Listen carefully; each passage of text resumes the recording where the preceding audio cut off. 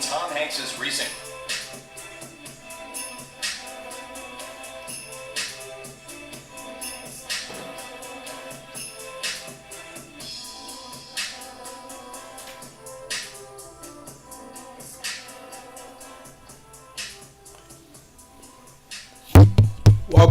Welcome, live. We are live. Back at it again with another episode. In this episode, the title could be all over, but I wanted to talk about something that we've been talking about lately a lot. Every once in a while, I stumble upon people talking about 5G. I made a video about David Icke before, a few weeks back, so if you go back to my... But I never actually spoke about 5G. So let's try to dig in. Why are people thinking that 5G? Why so many people? Oh, actually, my title is so messed up. Well, whatever. It is what it is now. So why so many people think 5G? I didn't even notice this title was so shocked.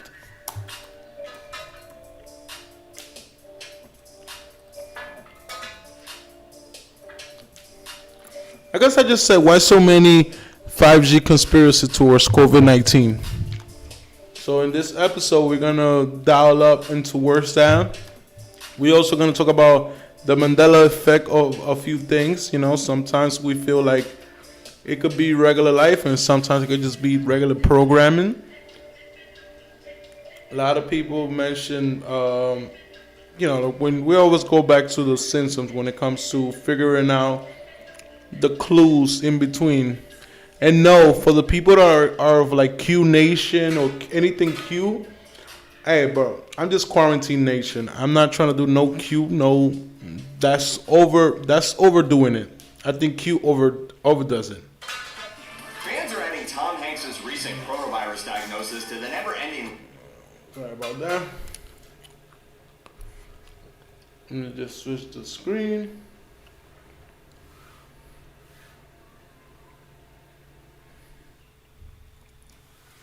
So let's see. First one of the Mandela effects is this. List of things The Simpsons has freakishly predicted. In their 30-plus years on the air, The Simpsons has become something of a prophetic franchise, with several series plot points that became, to various degrees, a reality. Among the series' weirdest and wildest predictions were the winners of several Super Bowls, the Siegfried and Roy Tiger attack, and most recently, Donald Trump's presidential election. Hey, Mama, didn't you say if Duff Dry wins, your daughter loves you? Not Duff Dry, Washington. Okay, they're both great teams. Because of The Simpsons' track record for calling the future sometimes decades before it happens, fans are now freaking out about what they see as an uncanny link between Tom Hanks' cameo in 2007's The Simpsons movie and his coronavirus quarantine after he and his wife Rita Wilson tested positive for the virus. At one point in the film, the castaway star appears in an advertisement for a new Grand Canyon being built in Springfield. During the end credits of the movie, Hanks, voicing himself, has a little something extra to say. This is Tom Hanks saying, if you see me in person, please, leave me be. Many are taking this gag as a prediction of Hanks' Covid-19 diagnosis. But while there have certainly been a few shocking parallels between The Simpsons plot lines and real-life events, the connection between Hanks' quarantine and the PSA-style cameo is pretty thin. First of all, Hanks isn't ill in The Simpsons movie. He's simply using his credibility to help out the government and advertise the new Grand Canyon that will replace Springfield. It's easy to see how the parallels between the movie's quarantine situation... Yeah, it's very easy. Actually, it's right in your face. But it's a weak link at best. Not only does the dialogue in question sound like something just about every famous... Look at that. Where's quarantine? Basically, like... The circumstances of the quarantine are also drastically different. The cameo in Hanks' current status actually mirrors some of The Simpsons' other softer predictions, like the three-eyed fish Bart found near a Springfield power plant during a 1990 episode mirroring three-eyed fish that was discovered in a reservoir in Argentina near a nuclear power plant nearly a decade later. There are similarities between what happens in the Simpsons movie and what's going on in real life, but anyone claiming that the film predicted Hanks getting the coronavirus is committing a huge leap in logic. Well, he was quarantined like a regular life. So, as you know, this is very... Over the years, fans and even some conspiracy... I don't like the commentator. I'm just going to mute this guy. Fans Plans are Can we just watch it without kind of like this guy's opinion? He's trying to downplay it. He works for the CFR, like Eddie Bravo when he freaks out. Who cares? That tiger is a Trump supporter, anyways. That's hilarious. Somebody said, "Who cares? That tiger is a Trump supporter, anyways." That's hilarious. Okay. Let's see another video regarding 5G. Why is it dangerous? Why are people freaking out about 5G? Every once in a while, everybody in Florida is trying to downsize. Oh, this is 5G. Watch that video. Check it out. So why randomly we just started dying all of a sudden if it's just 5G?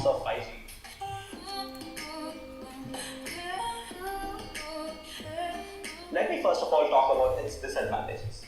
First of all, the infrastructure hurdles. Bro, your accent is... The infrastructure needed for 5G is... I don't know, bro. Your accent looks too strong for me. It will require new towers supporting massive MIMO, additional base stations, and... I don't know, bro. Your accent's a little bit too... This process is going to be slow and will be introduced heterogeneously across different regions because of the different regulations existing in every region. Number 2, bulky and uncomfortable devices. The current LTE phones will obviously not support 5G because millimeter waves and the device which do support 5G needs more than one antenna. In practice, the devices which do support 5G needs 4 to 5 antennas and a modem that supports 5G like the X50 from Qualcomm, which would make the device bulky and uncomfortable for usage. Number 3, the cost of 5G. The initial devices and data plan for 5G are going to be extremely costly. Even though that is how it is for any new technology, with smartphones already costing close to $1,000, increasing it further puts it out of reach for even premium users. Number 4, the environmental impact. This is a debated topic and there are research topics which prove it and disprove it. There are studies which show that there is a significant impact done by millimeter waves in the health of birds and other animals. It also talks about the ecological imbalance that 5G will bring. Number 5, and perhaps the most important topic, the health issues caused by 5G. This is a highly controversial and highly debated topic and at the same time one of the most important ones. Typically, those radio waves which have frequency around 70 million GHz or more are called ionizing radiation. Ionizing radiation have the power for knocking off electrons from human body, thus causing DNA damage and eventually leading to cancer. The waves that are going to be used for 5G has a mere 60 GHz, which would mean that it is a million times less powerful than ionizing radiation. That means if 5G waves causes cancer, so should visible light. But none of these studies are conclusive, and as intelligent people would say, absence of evidence doesn't mean the evidence of absence. So, will 5G affect our health? The true answer is, we don't know yet. Now, let's start talking about the advantages. Number 1, and it is the most obvious one, the speed. With 3G, you would be able to download an average HD movie in about 25 hours, and with 4G, it would be less than 10 minutes, and finally, with 5G, it would be less than 4 seconds. The theoretical maximum speed with 5G would be 20 gigabits per second, which is 20 times faster than Google Fiber. So you will be able to burn your 3 GB of data plan within 8 seconds with that, right? Number 2, the reduced latency. Perhaps more important than speed, 5G solves the problem of latency, which is the delay between commands and responses from the server. This is also called response time, and scientists are working on low Earth orbit satellites, which are also called LEOs, which can help us achieve this. 5G would have 50 times faster response time than 4G, and this is particularly important not in smartphones but in connected machineries like self-driving cars. Even more important is in the health field where doctor can perform real-time surgeries because the latency is pretty low. Number 3, efficient and uniform platform. With 5G bringing all devices together, it will be much easier to support and provide services. This would mean that the process would be extremely efficient and cost-effective. Number 4, concentrated networks and personalized intranet. As discussed in the previous video, there can be a requirement for providing increased internet capacity as there can be a massive flux of people using internet. With 5G, organizers can pay for increased bandwidth, thereby improving people's online experience. Alright, I hope you found this video useful, and if you want a separate video covering all the health issues You did a caused by good job, 5G, Kumar. let me You know did a down good below job, guys. Kumar. And as always, thanks for watching. Okay, Kumar. Good job.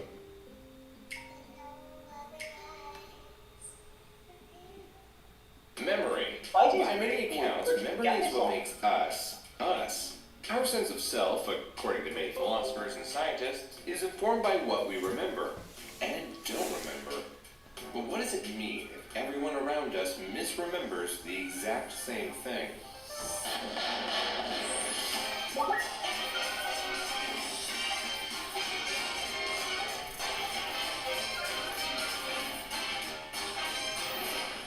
Today's topic will be covering a widely known phenomena that's swept the internet in recent years. We'll be covering just a few common theories. We're just trying to see what the most likely answer is. And with that out of the way, let's get into it. You might already have an idea of what we're talking about today. It's the Mandela effect. If you are otherwise uninitiated into the world of the Mandela effect, it's a term used to describe a collective, culturally ingrained false memory, or when a large number of people's long-term memories contradict recorded history. For example, do you remember what accessories the Monopoly Man is wearing? What does Darth Vader say to Luke Skywalker? Is it Berenstein or Berenstein Bears? What causes this unnerving and sometimes scary phenomena? The term itself was created by paranormal consultant Fiona Broom at the 2010 Dragon Con. She discovered that a great number of the folks she was slated to speak with at the conference had the memory of Nelson Mandela dying in the 80s, when in reality Mandela was imprisoned by the South African government until 1990. He was released and continued on to become the first president of South Africa in 1994, eventually passing away in 2013. The effect likely existed prior to Broom's experiences, but she gets credit for coining the term and popularizing the discussion online.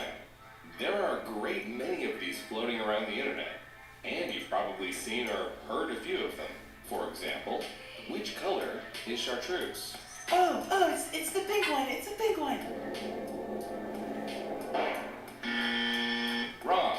It's green. What does the evil witch say to the mirror in Snow White? Easy.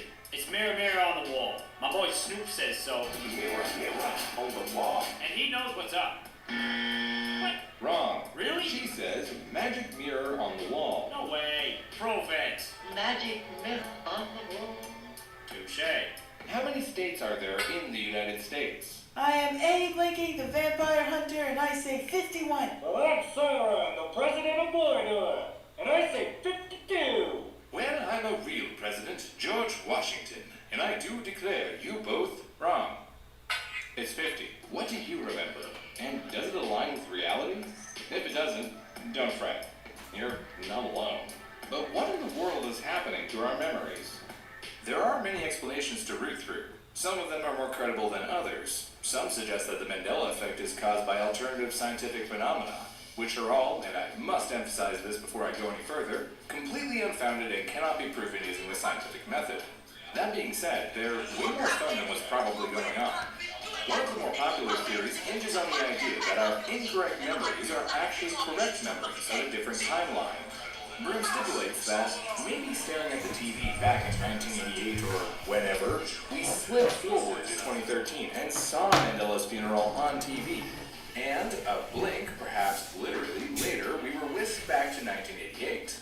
Others argue that these effects are just byproducts of time travelers tweaking history for monetary gain. There are those who attribute the effect to quantum computing.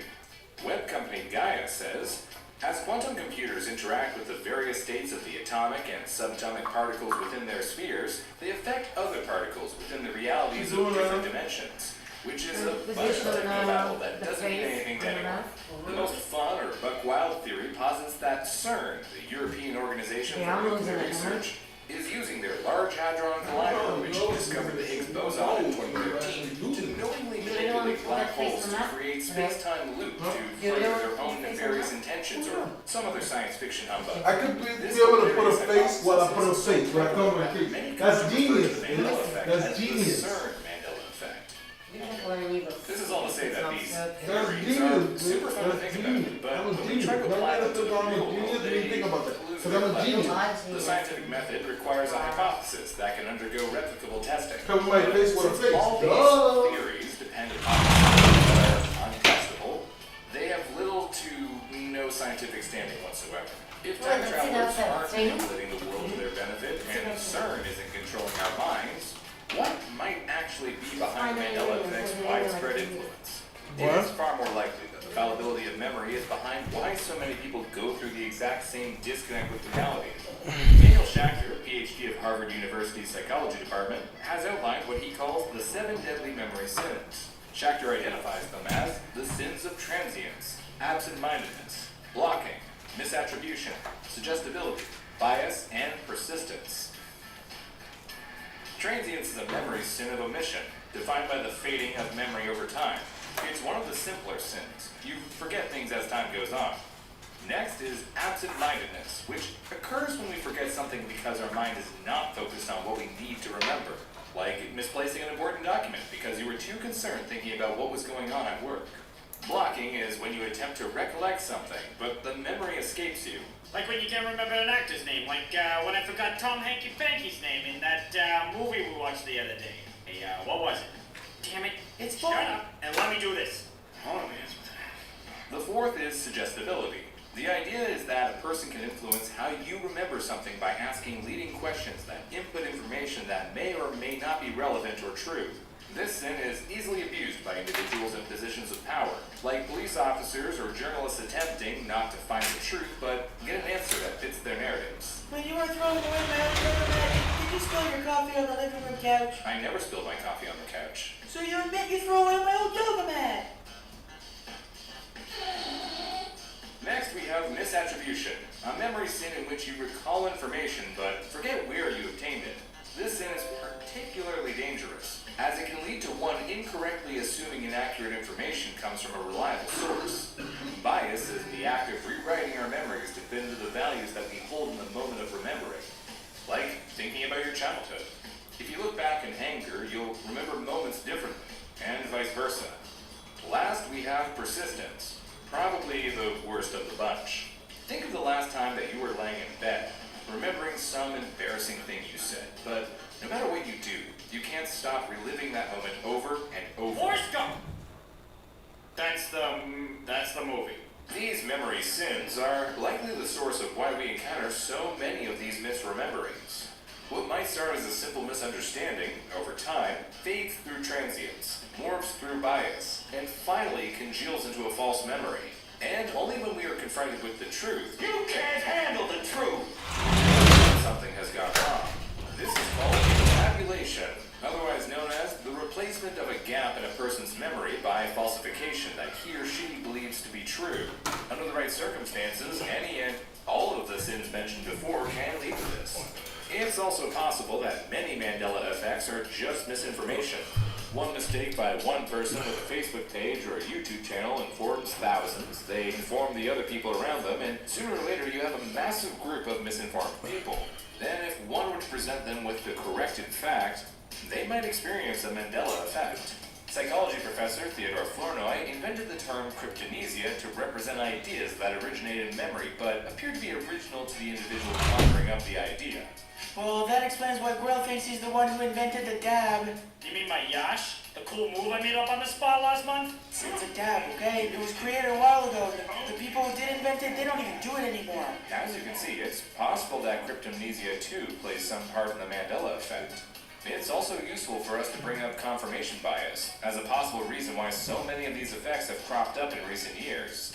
According to Raymond S. Nickerson, PhD of Tufts University, confirmation bias is the act of seeking or interpreting of evidence in ways that are partial to existing beliefs, expectations, or hypotheses in hand. For example, if one believes that all birds are actually government surveillance drones, which is obviously false, confirmation bias would be the act of searching for drones shaped like birds to log as evidence to prove their theory and ignoring the existence of, actual birds. Yeah. Obviously birds are real, bro. However, I'm not so sure about those quote-unquote giraffes. Confirmation bias plays a very important role in alternative science theories for the Mandela effect. If one already believes in supernatural explanations, they are more likely to interpret evidence in ways that prove their theories. There are a great many possible explanations as to why we experience the Mandela effect, but there haven't been any clinical studies on why this occurs. So it's really all just speculation. Still, some speculation is more reliable than others. Does the Monopoly Man have a monocle or not? He doesn't have one and never has. Oh, man. Who gives a damn about Monopoly Man? What I do know is that Darth Vader definitely says, Luke, I am your father. I love that movie. Best Star Wars. I have a bad feeling about this. I am your father. That's impossible. Search your feelings. You know it to be true. No. No. And lastly, is it Berenstain or Bernstein? I know this one. It's the Berenstein Bears. Berenstein. Oh, pardon my French, but this is bull. Maybe the Mandela effect is just confabulation. Maybe it's just that we're not paying close enough attention. Hey, it could even be converging timelines, but even the great Fiona Broom, who coined the term herself, is well aware of the flimsy credibility of alternative scientific theories. She says, my memory is at least as fallible as everyone else's. And whether those explanations are credible is another matter, and in the eye of the beholder. So at the end of the day, just keep up the search for answers, and make sure that your ideas are really your own. Because really, if we can't trust our own memories, what can we trust? By the way, bro, I've been meaning to ask, is that a new hat? I like it, but I never pegged you as a hat guy. What? So as you see, there could be, I mean, I could be wrong, you could be right, they could be right, I could be wrong. I could be wrong by saying they're right, but at the same time, you gotta understand that you gotta control the amount of information you put in your brain. You gotta also limit yourself. You cannot allow everybody to grasp your brain. It's like they say, you know, like your body is your temple, your mind is your temple. So you cannot allow everybody to just go in and just put every type of truth that you just go, this is true, this is true, this is true. Yeah, there's a difference nowadays in between books and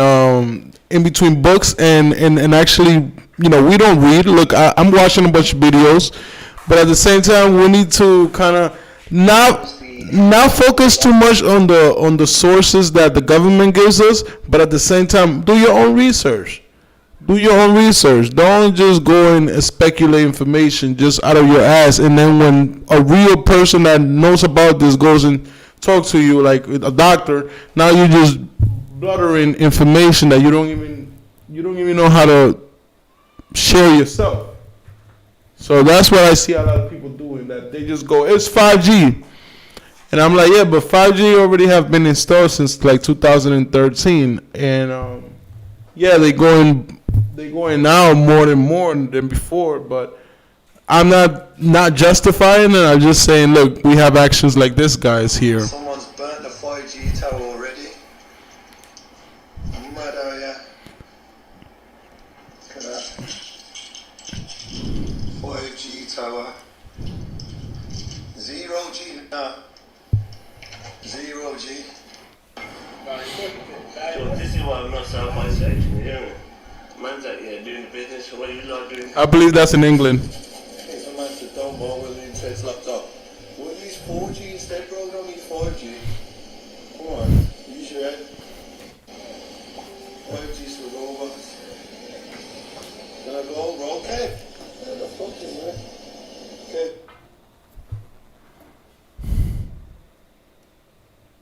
Largest business unit at Vodafone. Their headquarters in Newbury between 2013 through 2015. I was privy to a number of the new technologies that... Sorry, bro, I'm not gonna be on your whole shit right now.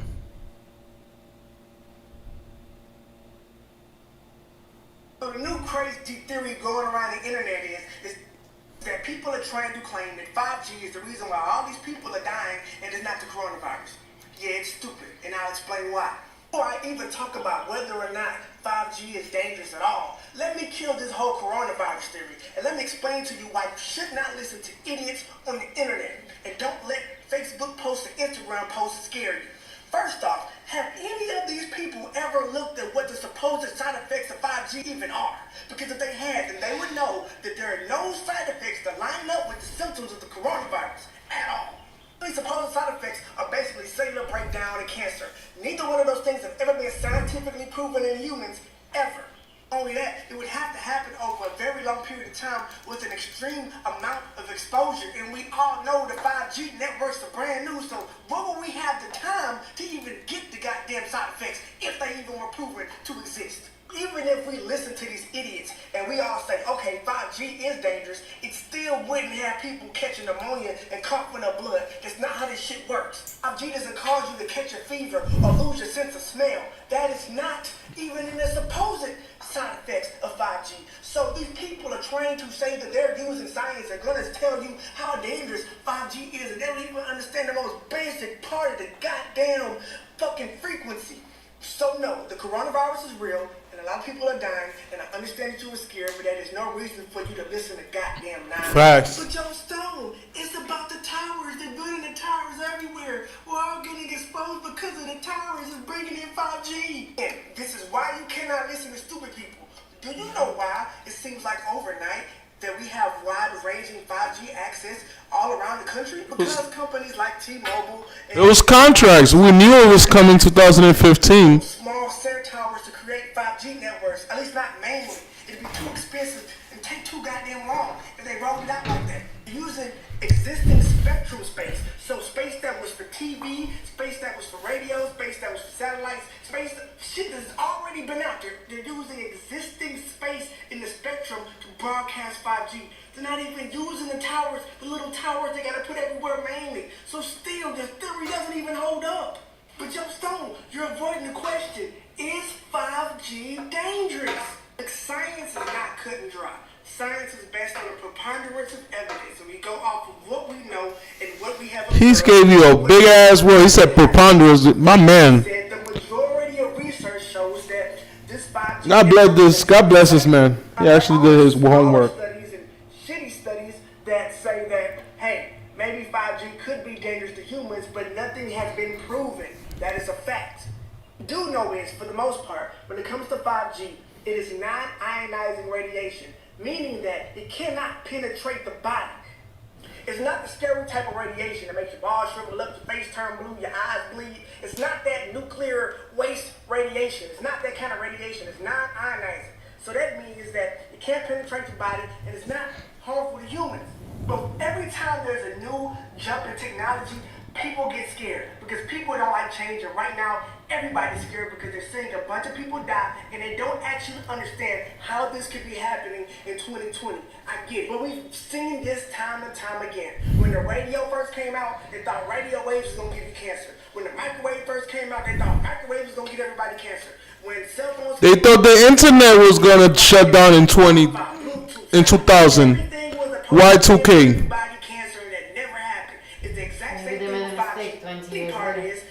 It was 20 years delayed. Look at the other one. Over the last decade and a half, fucking brain cancer has plummeted and cell phone usage has rocketed. Ain't that some shit?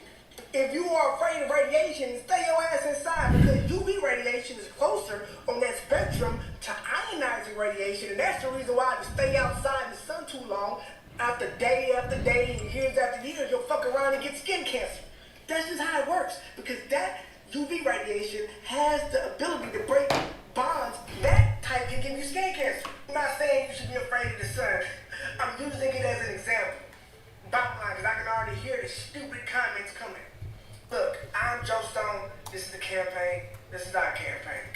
Bye.